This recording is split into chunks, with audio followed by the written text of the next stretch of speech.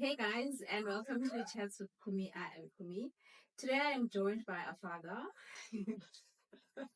someone's dad, and he is going to be sharing his fatherhood journey with us. Hi Nhlanhla, how are you? Hello, I'm well, thanks. How you doing? I'm good. I'm good. Thank you for coming through. Yeah, sure, it's a pleasure. Yeah. So before we get started, please tell us a little bit about yourself. Who is Nhlanhla apart from a dad? Okay, so yeah, my name is Nhlanhla May. I'm married to Prudence. Yeah, we've been married for 4 years. Yes. I'm from the Republic of Plaso. It's in the northwest. Uh huh. You know. So yeah, I started in Joburg and then moved to Cape Town 7 years ago, and yeah, I've been here ever since. And that's me in a nutshell. Oh, thank you. Yeah. What an intro. I was never going to do that for you. So do you want us to get right into it? Yeah, sure. Yeah. Okay. Firstly, congratulations on being a dad. Thank you. Nhlanhla is actually a dad to Lwandle, and Lwandle is 15 months old, right? 15 months, yeah. I can never forget that because our babies are only 5 days apart. Coincidence? Yeah. So the first question is, how does it feel being a first time dad?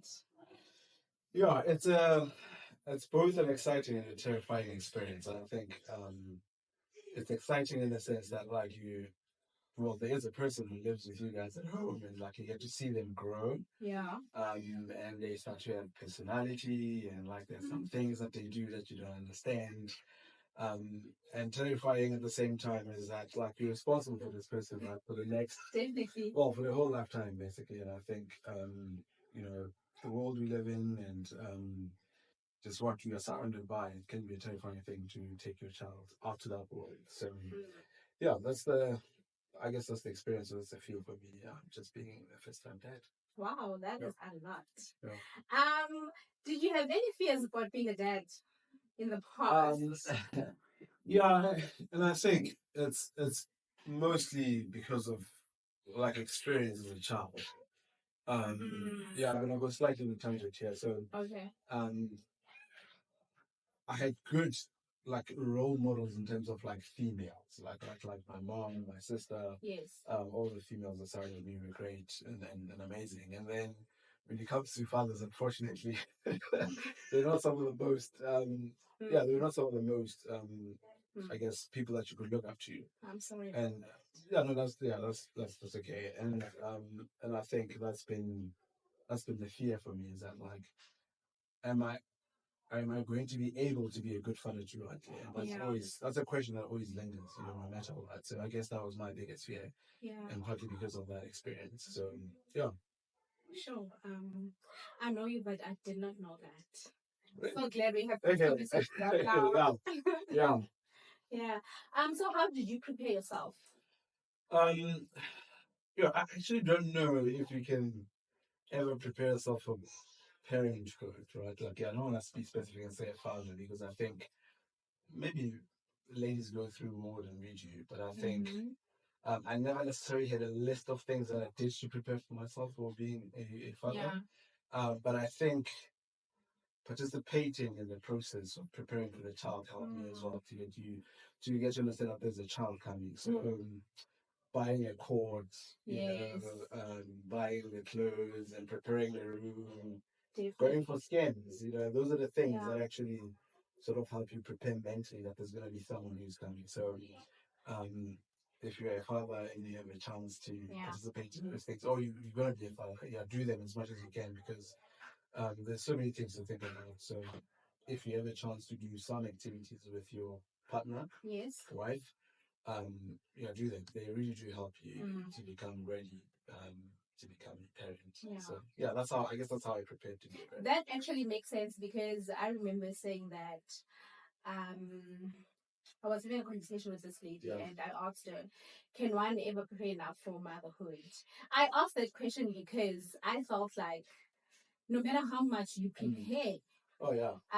there's a lot actually that comes once the baby is literally born. Yeah. I don't know if it makes sense to say you prepare as you learn within the journey, you know. Yeah, and most of the things that you think you're gonna do once the baby arrives, you forget most of them, right? Like it almost becomes, well, personal advancement and prudence, it almost becomes about like survival, right? Like trying to do the basics right. Yes. And not necessarily having like a long list of saying we need to do X and Y and Z, because actually at that time you guys are mostly exhausted and you can't really think that much. So you're trying to do the basics right. And I think so, yeah.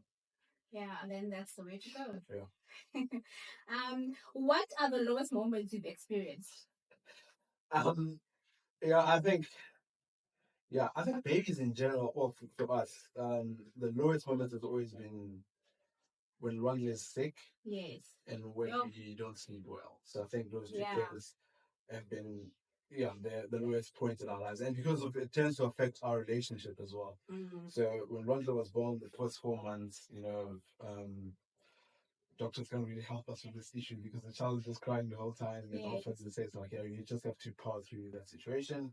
And that means you sleep less, then you guys are having less meaningful conversations with your partner. And therefore it becomes stressful. And in a sense, it becomes your lowest moment.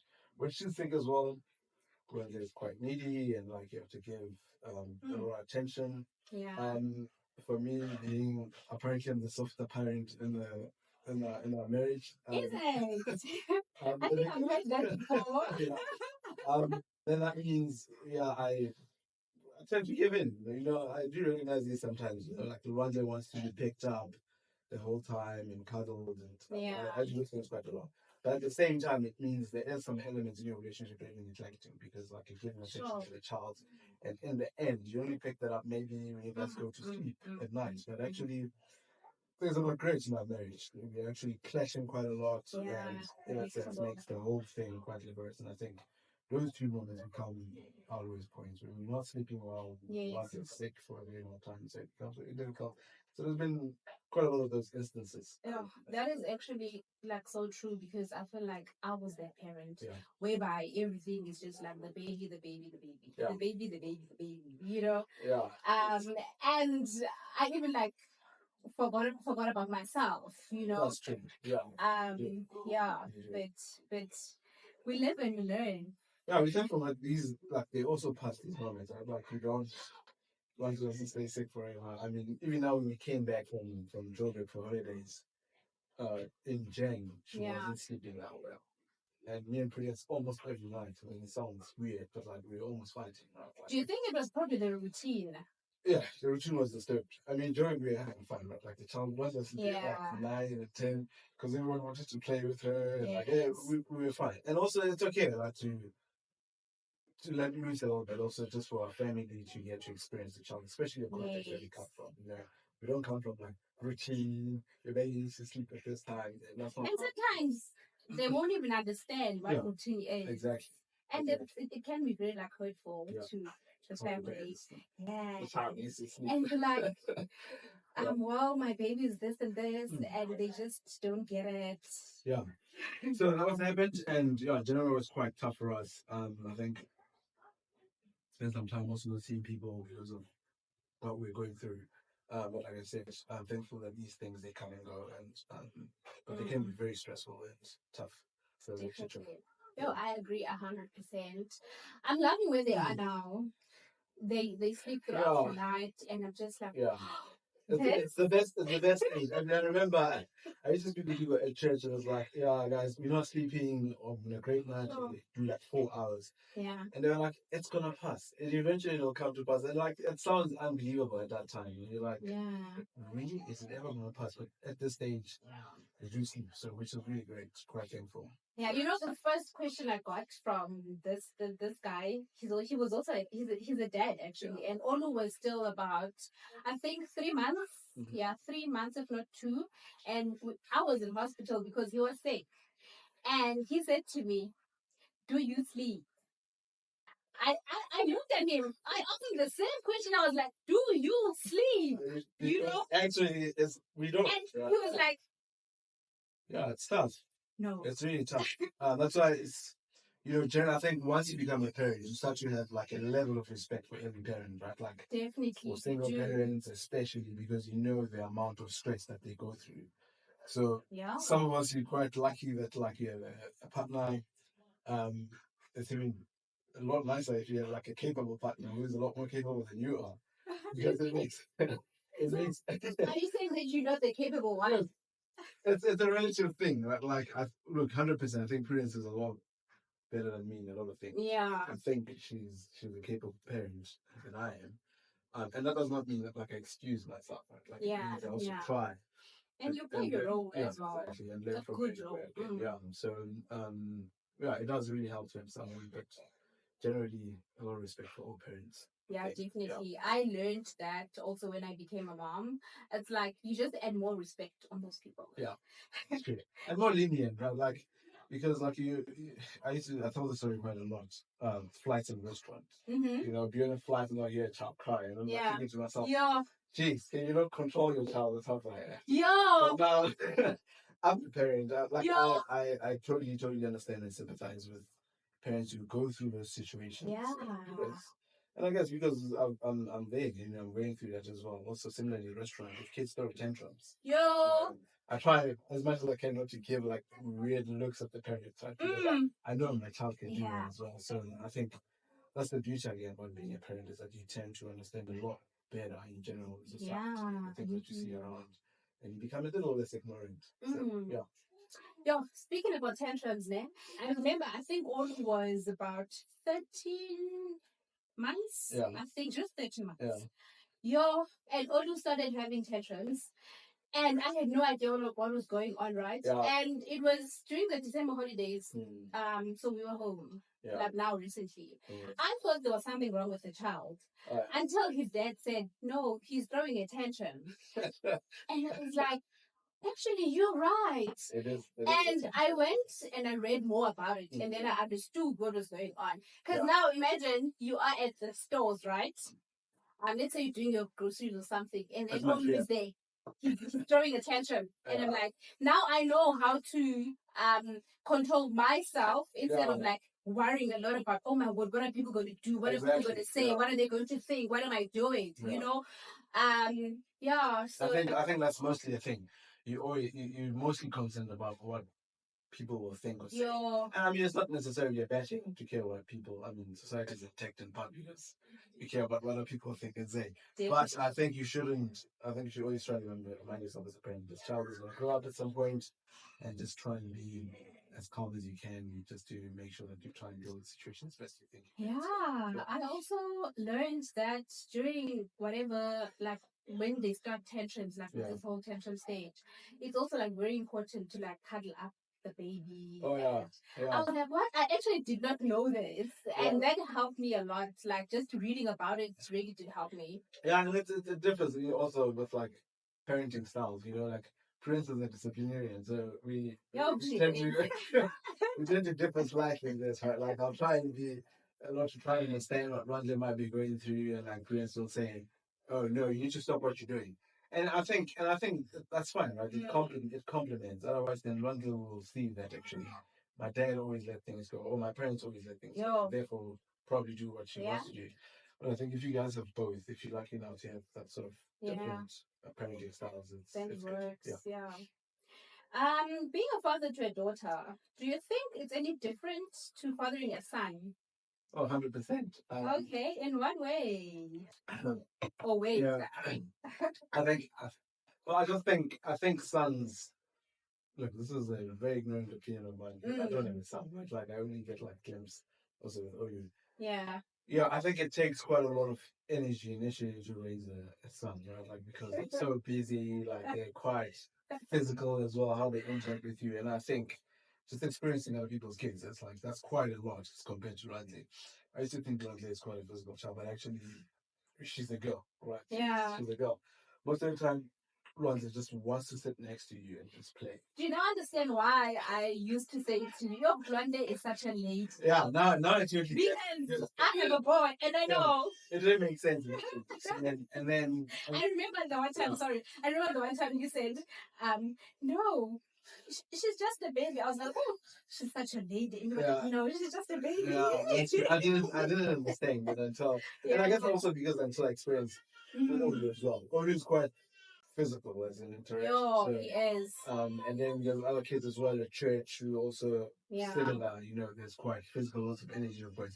And that's the difference, I think, initially with with raising a girl versus a boy. And then, but I think also just generally dating stages. I mean, how you interact with the girls will be very different. Right? Like you probably have to communicate a lot more with the child. Yeah. Tell them, this is probably the best way of doing things. Well, as a boy, I mean, not that you don't model for a girl, but I think with the boy, it's more like showing how to behave yourself and to treat others and so on. I think that's going to be a lot more important.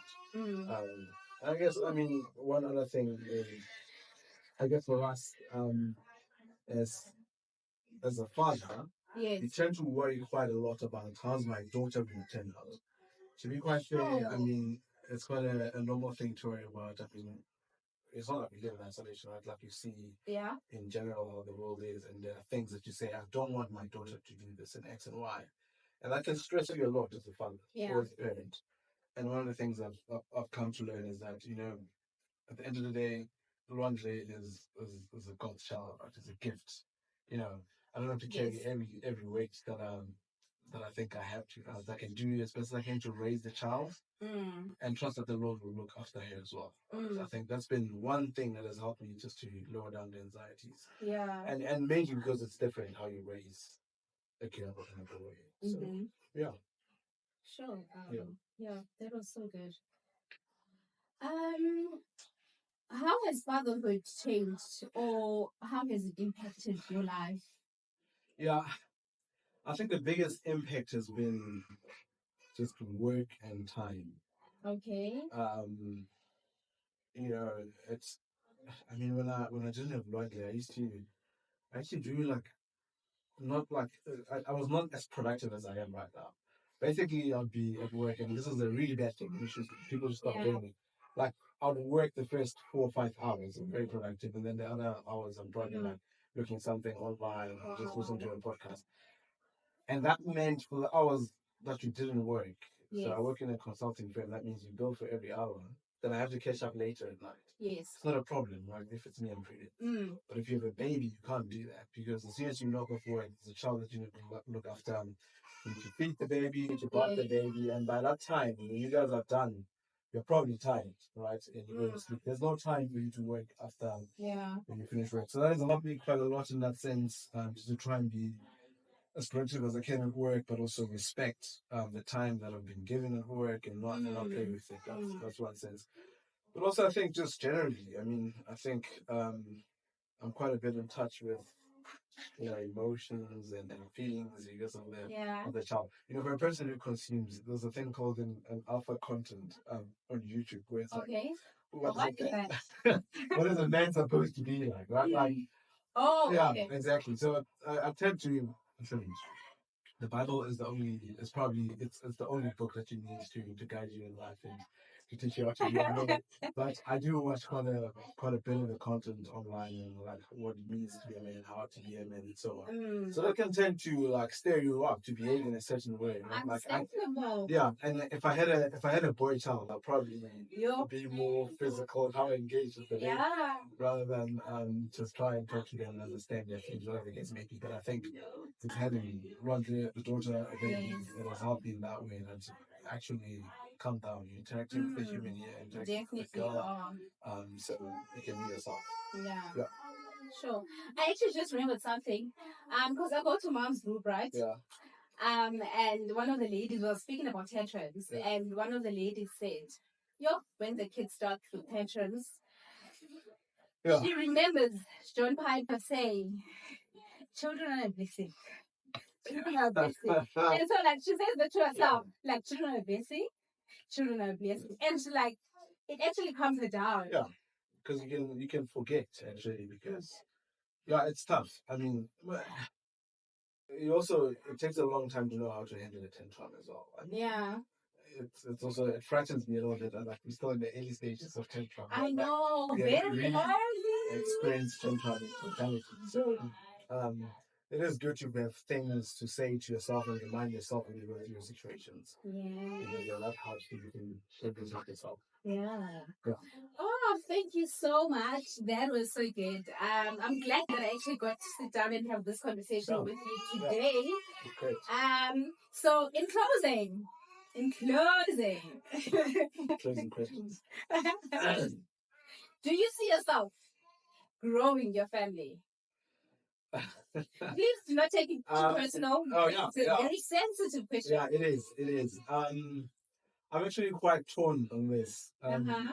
For selfish reasons. I mean, babies are hard to raise and very difficult. They take quite a lot of effort, and at the same time, they're a joy, right? Like, it's you get to give yourself to something, and for a very long time, right?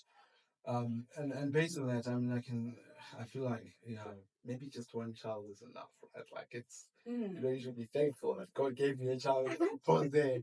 But I think, I'd like to have more kids, one more child. I think if we have another baby, that would be great. And that's probably where we'll start. You? You know what? Not right now, but definitely yes in future. And I'm saying this with so much confidence because, you know how I was last year. I was like, I think, when all your turns, blah, blah, blah, we could, it's okay. Yeah. Right now, I'm honestly enjoying the stage where Olu is at. Yeah, that's true. I love the growth. I think that's also one of the other things that made me change my mind. Yeah. I was like, I love the growth, and also I can see that, hey, I don't think this boy is ready for another baby. Well, not right now. Exactly. Let's give them twins. Yeah. So I was like, I'm honestly enjoying the good sleep that I'm having right now.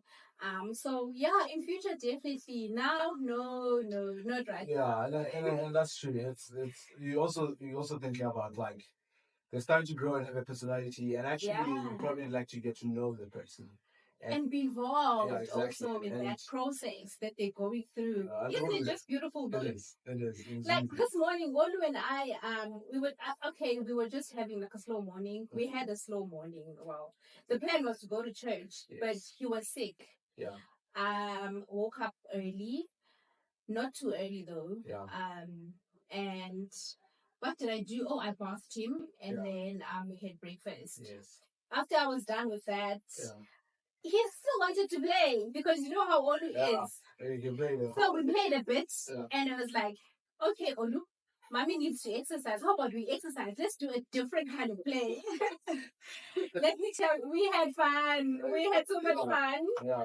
I think he really enjoyed that, but he was tired though. Yeah, but that's good. And it becomes a lot harder to do such things like with multiple kids. Yeah. So I think if you as a family decide it's probably still best that you guys, enjoy what you guys have now and think about the future, then that's probably the best thing to do. So I mean, if we had endless time, I'll probably keep having these kids. But it doesn't happen like that anymore. Also, they're just expensive, man. Yeah, reality. To raise kids as well. So I think there's a couple of reasons, but still. They're a blessing. As Nhlanhla says, kids are a blessing. Kids are a blessing. I started saying that to myself. Even though we laughed when she said that, but I was like, actually, that is so true. They are. That is so true. It's just a great reminder that they are a blessing. They totally mold you as well as a person. You become a lot better in different ways. I mean, generally, I've been quite an impatient person. I know this very well with my driving. But I think you start to learn from it all that, like, kids you have to repeat things so many times for them to understand. So in that way, I guess. And that's teaching you patience. Yeah, exactly. It molds your character as well. So they as much as they think it's like you just pour it into them, I think indirectly as well, you pour it into yourself and you can become a better person. Yeah. Oh man, thank you. Oh, and that is the end of our conversation for today. Till next time, guys. Bye. Bye, guys. Bye.